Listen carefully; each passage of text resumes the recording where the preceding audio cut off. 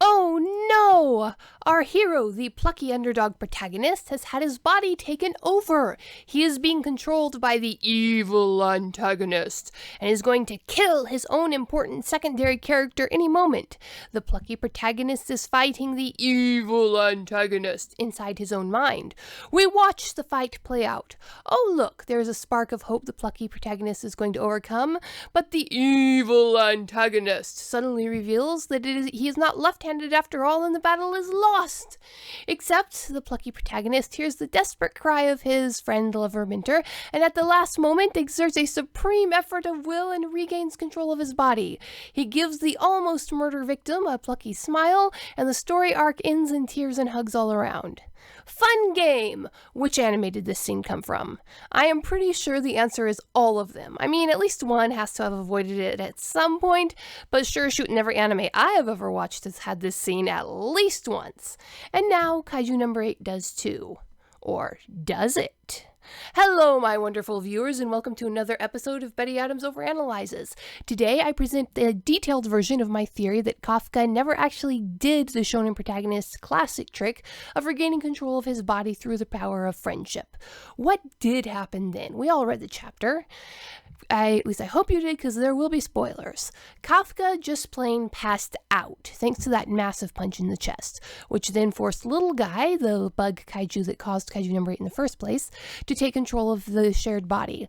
Little Guy moved Kafka back into the pocket dimension that stores his human body, where Kafka would be safe and able to heal. However, at the same time, Little Guy is fighting this monstrous human form kaiju who is clearly trying to kill them, probably trying to kill Kikoru too, because look, Kikoru looks so freaked out. Meanwhile, Kafka is fighting the healing process and isn't giving his legs time to regenerate. So Little Guy switches to a faster regeneration method that allows the legs to regenerate much more quickly, though they might not come out exactly human, then hands control of the body back to Kafka. Whereupon Kafka stabs himself in the core for no good reason, and then feels all smug about it while Little Guy beats his head against the flesh wall in frustration. Now, where do I get off with this theory? Let's take that look. It starts with a simple premise that most of us fans agree on. Kaiju number 8, or at least the little guy that caused Kaiju number 8, had a distinct goal when choosing Kafka as his host. Now, we don't know what that goal is, but it seems to involve keeping Kafka alive and reasonably healthy at the very least. It means keeping Kafka as a viable host. Back at the end of chapter 35, when Shiomaya forced the transformation, that was the first time ever that Little Guy took full control of the shared body. Important to note here that had he not taken control, Kafka would be very dead. And after blocking the killing blow, the first thing Kaiju number 8 did was scream. Not a directed sonic attack scream like the one he used on Kaiju number 9 and then later uses on General Shinomaya. Just a scream of distress as Kaiju number 8's face started cracking as if it was falling apart. Why did Kaiju number 8 scream like that? Maybe it couldn't feel the pain directly when it was not directly in control of the body, and every blow it had taken in the fight just suddenly hit it all at once. Maybe it was just frustrated. Also, we know that there is a cost to this transformation. Maybe there wasn't enough shared energy in the body to support this super frame, and bringing it out was super painful or stressful for Little Guy.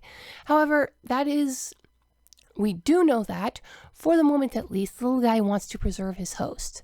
Now, I want you to flash back to what Kafka said in the battle after the bomb punch, but before Mina arrests them.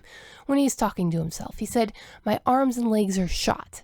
At first, I thought that was first noting his power ceiling. He can't rocket into an essentially immovable object at full power without taking damage. And second, it explains why he doesn't just escape while everyone is stunned by the blast. However, that's only two things, and everything in this story is doing at least three things. I think that was a bit of foreshadowing. How did Kaiju number 8 position Kafka in the flesh prison? Up to his waist in the wall with his arms strapped up to the elbows. This puts Kafka's body at what struck me from the first as a very odd angle. It forces him to lean forward with his back and head free to move and, more importantly, completely detached from the wall. This is not how villains or even anti-heroes trap their prisoners in flesh walls.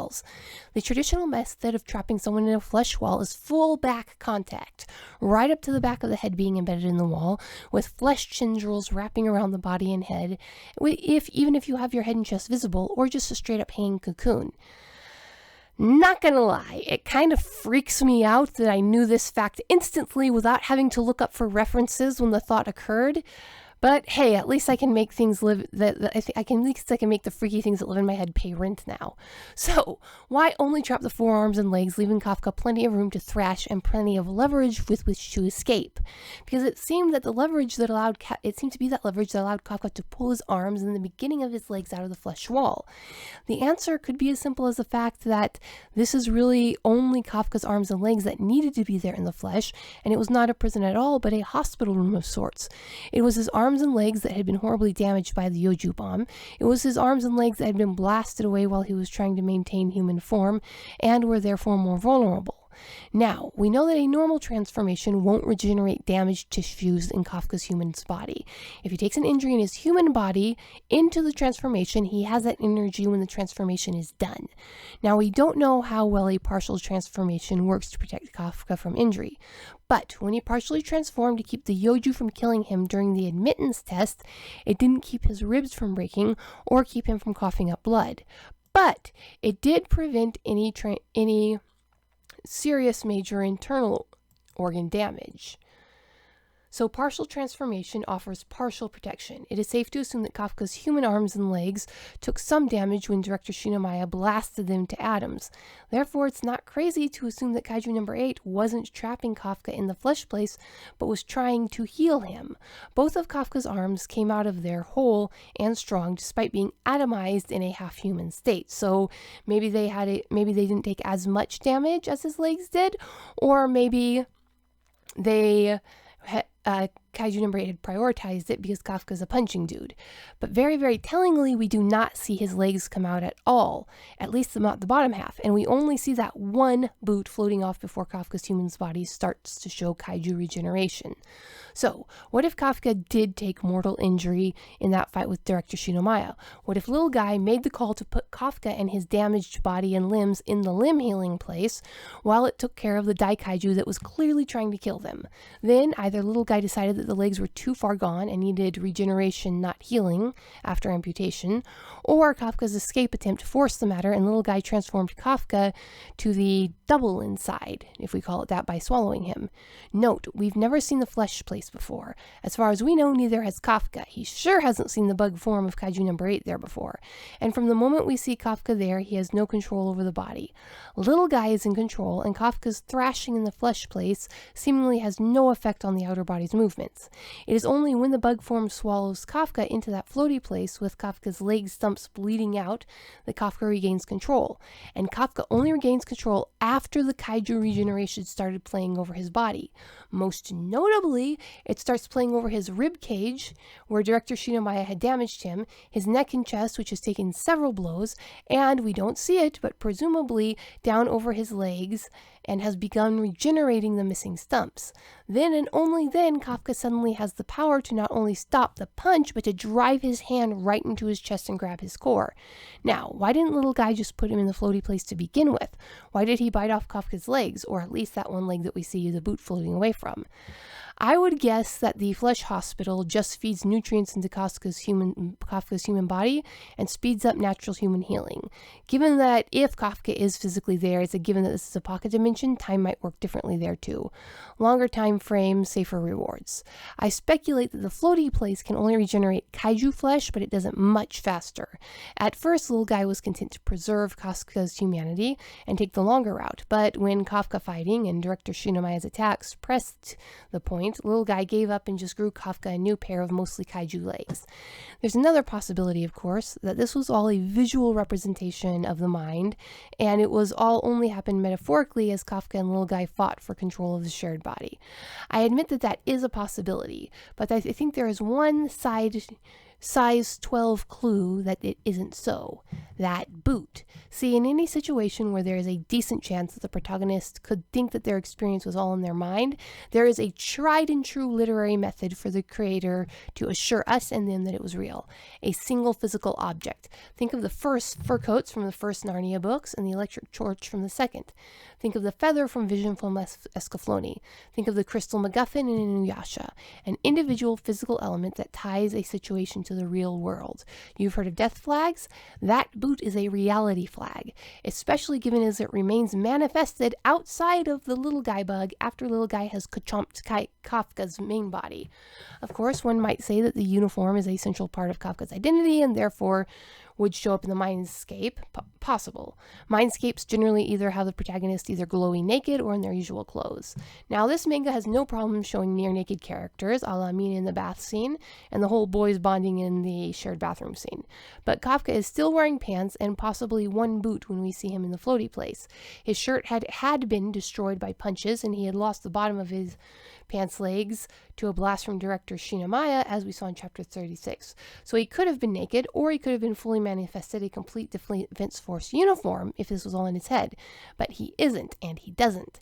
He is wearing exactly what we suspect he would be wearing if his actual physical body had been pulled back just as director Shinomiya landed that final blow after destroying his legs. Of course, there is one flaw in this theory.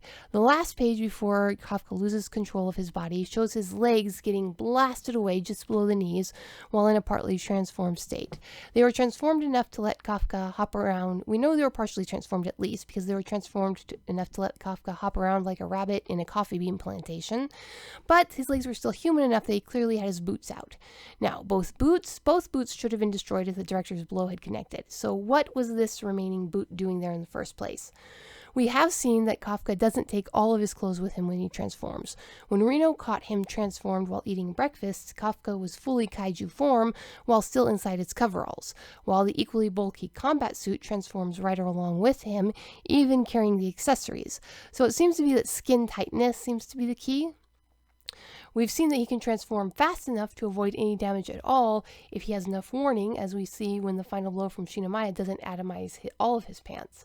However, that is shown to be a fine line because we watched his shirt get blown away bit by bit. So it's quite possible, especially as the attack that took out his legs came in at an angle, that little guy only had time to fully transform one boot and the other boot got atomized. That would explain why we only see one boot, and if the one leg was completely destroyed, the remaining leg might have been so damaged that amputation and full regeneration were the only option. So yes, I am pinning my theory primarily that this was a real meat space pocket dimension on one drifting boot that may or may not show up again. Now, how could this be confirmed or denied? First, if we see that Kafka now has two permanently kaiju-fied legs, that would confirm that chapters 36 and 37 happened in a physically real pocket dimension. But it is quite possible that little guy could fake human legs as well as he fakes a human heart, so that would be hard to tell. If Kafka returns to the flesh and blood place and sees the boot again with the remains of his legs still in it, still sitting there somewhere in the flesh, that would confirm it. It would be a bit harder to disprove, of course, but I would love to hear any ideas you might have on how this theory could be disproved. How do you confirm that something is all in your head? Maybe if he still has both boots on when he transforms? The physical damage to his heart and the kaiju core appear to have been done at the same time, so its presence or absence wouldn't tell us much.